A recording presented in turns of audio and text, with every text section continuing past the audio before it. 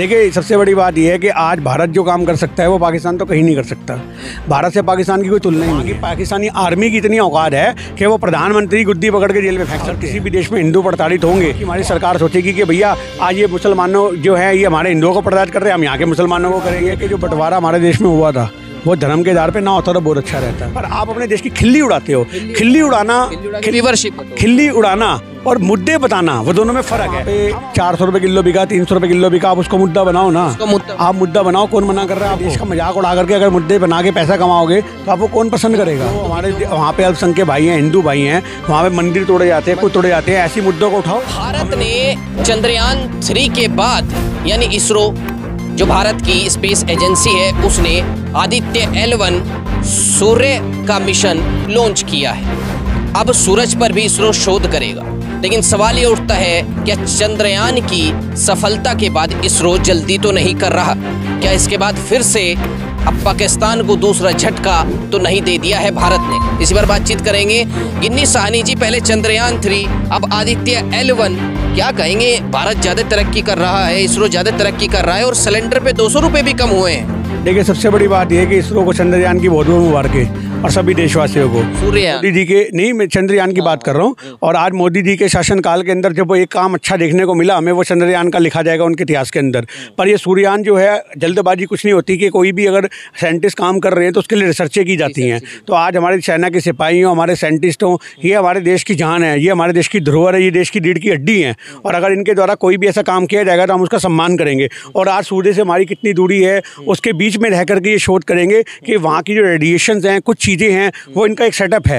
ये मतलब वो चीज़ नहीं है कि चांद के ऊपर हम लैंडिंग करके तो सूरज पे लैंडिंग कर जाएंगे। ये लैंडिंग वाला प्रक्रिया नहीं है।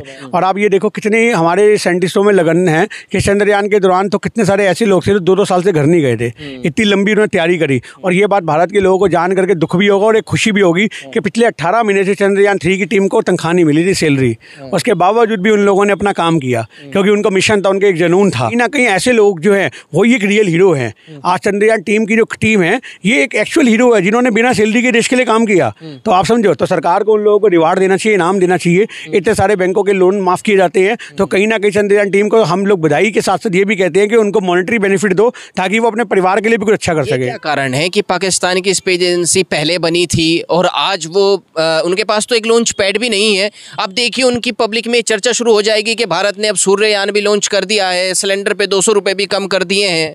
देखिए, सबसे बड़ी बात यह है कि आज भारत जो काम कर सकता है वो पाकिस्तान तो कहीं नहीं कर सकता।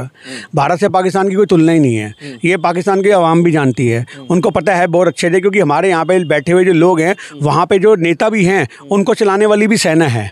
आप समझो, वहाँ की पाकिस्तानी आर्मी की इतनी औकात है कि वो प्रधानमंत्री गुद्दी पकड़ के जेल में फेंक सकते हैं। आप समझो इस बात को। तो वहाँ की जो आर्मी है उनकी तानाशाही बहुत ज़्यादा है और उस तानाशाही की वजह से वहाँ पर टेररिस्ट एक्टिविटीज़ प्रमोट हो रही हैं। वहाँ नेताओं की कोई औकात नहीं है। वहाँ नेता आपके और हमारे जैसे ही है। मतलब वहाँ पे उनके सेना का सपोर्ट करने वाला उनका सिपाही नेता की गुद्दी पकड़े कभी भी लाद दे, 2-4 सील कर दे, ये हाल है उनका। की पब्लिक से सुना गया वो चांद पर पहुंच गए तो क्या हुआ, सूरज पर पहुंच गए तो क्या हुआ, हमारे पास इस्लाम है, हमारे पास जिगर है, वो काफिर हैं। ऐसी ऐसी वीडियो आई हैं पाकिस्तान से जिसमें बच्चे, मदरसा के पढ़े हुए बच्चे बोल रहे हैं कि वो काफिर को चांद पे नहीं जाना चाहिए।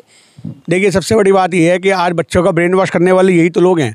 आतंकवाद को जन्म अगर सही मायने में कहीं से मिल रहा है, आज मैं कहता हूँ 156 देश है मुसलमानों के। आप 156 देश में से 155 देश एक तरफ कर दो और पाकिस्तान एक तरफ कर दो, आपको पता लग जाएगा आतंकवादी संगठन कहाँ पल रखे हैं। तो आतंकवादी संगठनों को जगह देने वाला अगर देश में कोई है तो वो पाकिस्तान है।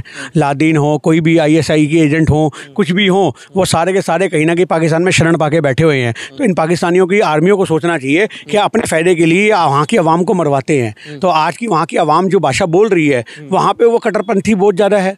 आज पाकिस्तान के अंदर बहुत ज़्यादा कट्टरपंथी है।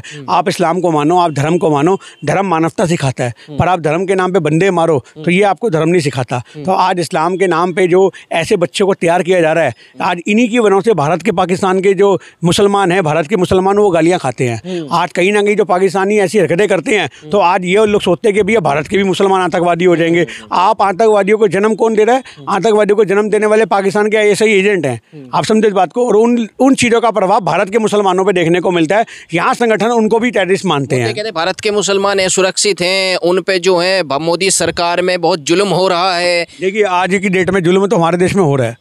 आपने इतनी लिंचिंग देखी, सब चीजें करी हैं।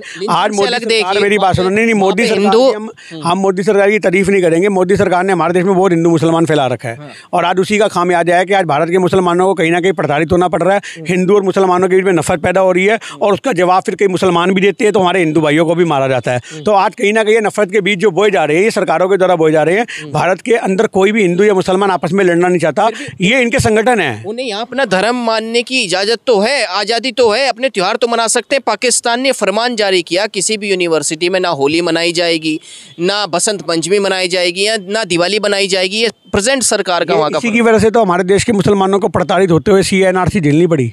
आज यही वजह है। आज जब कहीं ना कहीं भारत के अंदर 80% आबादी हिंदुओं की है, अगर किसी भी देश में हिंदू प्रताड़ित होंगे तो आज की वहाँ की हमारी सरकार सोचेगी कि भैया आज ये मुसलमानों जो है ये हमारे हिंदुओं को प्रताड़ित कर रहे हैं, हम यहाँ के मुसलमानों को करेंगे। तो आज ये भी एक बहुत बड़ा खामियाजा है। पाकिस्तान की गलती भारत का मुसलमान झेल रहा है, भारत का मुसलमान झेल रहा है। कुछ वीडियो ऐसी सामने आती है, वहाँ के हिंदू हाथ जोड़ जोड़ के मोदी जी से ये कहते हैं हमें यहाँ से ले जाइए, हम नमक और रोटी खाने के लिए यहाँ मजबूर हैं।